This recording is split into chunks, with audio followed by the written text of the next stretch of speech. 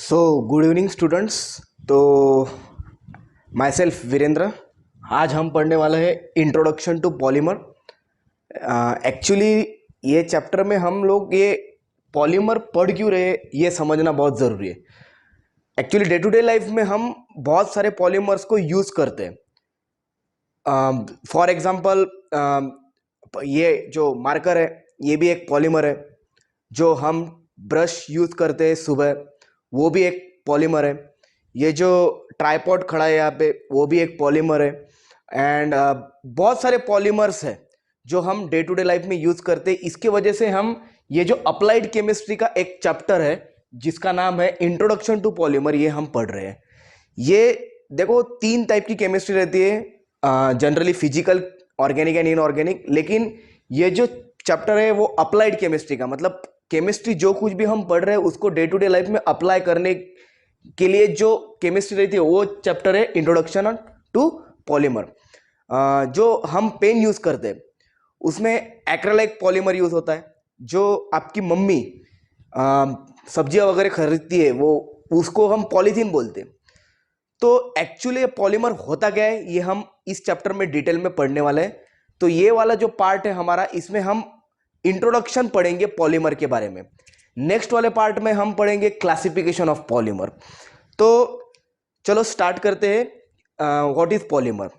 देखिए, आप लोगों ने साइकिल की चेन देखी होगी। वो चेन में एक एक कड़ी जुड़ी, एक से एक कड़ी जुड़ी होती है, राइट। जो एक स्मॉल कड़ी रहती है उसको बोलते हैं हम मोनोमर। और वो जो स्मॉल स्मॉल कड़ी है वो रिपीट होती रहती है, वो रिपीट होती रहती है और एक चेन बन जाती है लंबी। तो जो स्मॉल यूनिट रहता है उसको हम मोनोमर बोलते हैं, और स्मॉल मोनोमर से लॉन्ग चेन बनती है उसको हम पॉलीमर बोलते हैं। तो व्हाट इज पॉलीमर। तो पॉलीमर की डेफिनेशन एकदम इजी है। When single repeating unit get chemically react and form a long chain compound which have high molecular mass, it is known as polymer. ये सिंपल डेफिनेशन हो गई। तो सबसे पहले हम लोग पढ़ेंगे कि पॉलीमर मतलब क्या है। पॉलीमर ये वर्ड एक्चुअली दो वर्ड से बना होता है, पॉली एंड मर। ये मेरोज, ये जो मेरोज वर्ड है ये ग्रीक वर्ड है, ये ग्रीक वर्ड है। Poly means many and MERS means part और रिपीटिंग यूनिट। इन दोनों के सिंथेसिस से एक वर्ड बना है पॉलीमर, ठीक है। तो जब small molecule that is micro molecule n type में रिपीट होते हैं तब big molecule that is macro molecule बनता है। मैक्रो मॉलिक्यूल मीन्स जिसका मॉलिक्यूलर मास कैसा होता है, या मॉलिक्यूलर मास कैसा होता है, बड़ा होता है।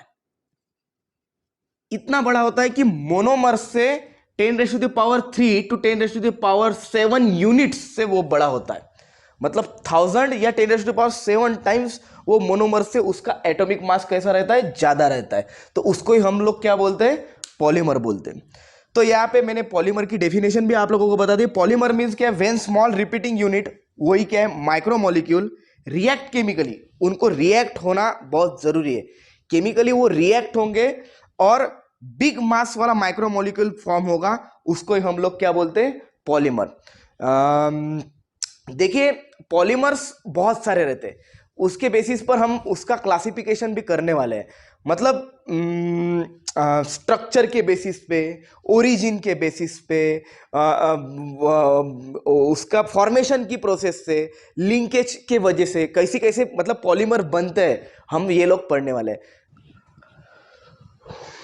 जैसे हम लोगों ने इंट्रोडक्शन ऑफ पॉलीमर में देख लिया है कि पॉलीमर क्या रहते हैं और उसका डे टू डे लाइफ में यूज़ रहता है, इसकी वजह से हम ये चैप्टर पढ़ रहे हैं, ये भी देख लिया था।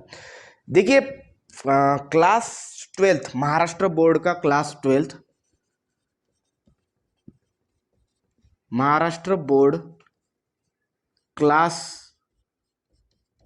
12th में जो चैप्टर है इंट्रोडक्शन टू पॉलीमर, उसके पहले पेज पे कुछ कैन यू रिकॉल में कुछ क्वेश्चन पूछे, उस क्वेश्चन के हम आंसर देना पसंद करेंगे। देखिए, कुछ क्वेश्चन पूछे पहले ही पेज पे। देखिए, classify the following material as biodegradable and non biodegradable.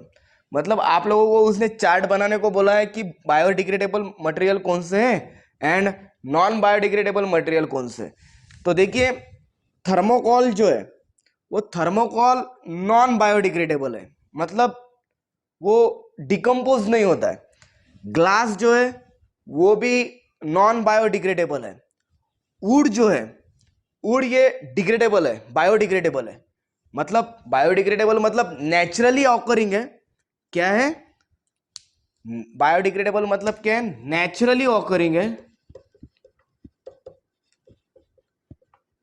And micro organism उसको क्या कर सकते हैं?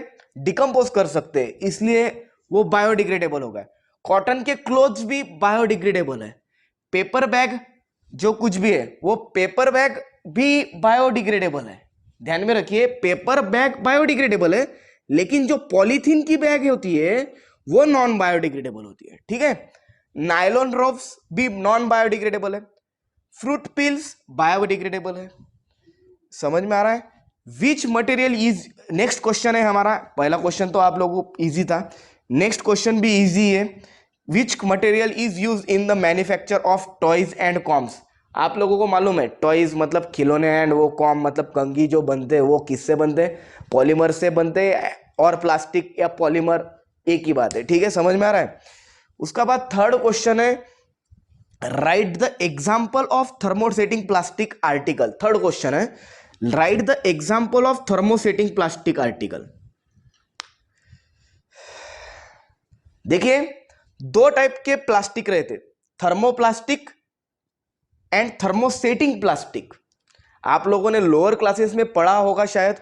थर्मोप्लास्टिक जो रहते हैं वो उनका मेल्टिंग पॉइंट कम रहता है। उनका मेल्टिंग पॉइंट कम रहता है, जैसे उसके एग्जाम्पल्स है नायलॉन, टेफलॉन, ये क्या हो गए? उसके एग्जाम्पल्स हो गए। एंड उनका एक उस या मतलब थर्मोप्लास्टिक में, एंड देखो थर्मोप्लास्टिक में एंड थर्मोसेटिंग प्लास्टिक में एक बेसिक सा डिफरेंस पढ़ा रहा हूं मैं अभी। देखिए ये डिटेल में हम लोग पढ़ेंगे थर्मोप्लास्टिक क्या होते हैं और थर्मोसेटिंग प्लास्टिक क्या होते हैं, डिटेल में पढ़ेंगे आगे चैप्टर में। लेकिन अभी हम लोगों को सिर्फ क्या बताना है? Example of thermosetting plastic. तो थर्मोसेटिंग प्लास्टिक क्या रहता है? ऐसा प्लास्टिक जो रिजिड रहता है, जिसका मेल्टिंग पॉइंट क्या रहता है? हाई रहता है, और इसको हम एक बार बना ले तो एक बार बनाने के बाद हीट करके हम उसको रीयूज नहीं कर सकते। थर्मोसेटिंग प्लास्टिक मतलब एक बार थर्मली सेट हो गया तो इसको रीयूज नहीं कर सकते, इसलिए उसको क्या बोलते हैं? थर्मोसेटिंग प्लास्टिक बोलते हैं। एंड थर्मोप्लास्टिक क्या रहता है? उसका मेल्टिंग पॉइंट लो रहता है, और उसको थर्मली हीट करने के बाद हम उसको क्या कर सकते हैं? रीयूज कर सकते हैं। उसको क्या बोलते हैं? थर्मोप्लास्टिक।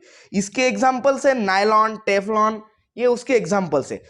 लेकिन हम लोगों को क्वेश्चन में क्या पूछा है? Write the example of thermosetting plastic, right? तो इसके एग्जाम्पल्स है वल्कनाइज रबर,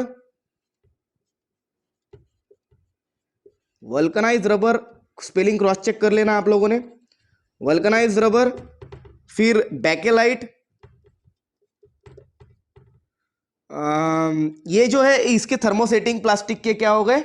एग्जाम्पल्स हो गए। ठीक है, और विनिल, विनिल ईस्टर,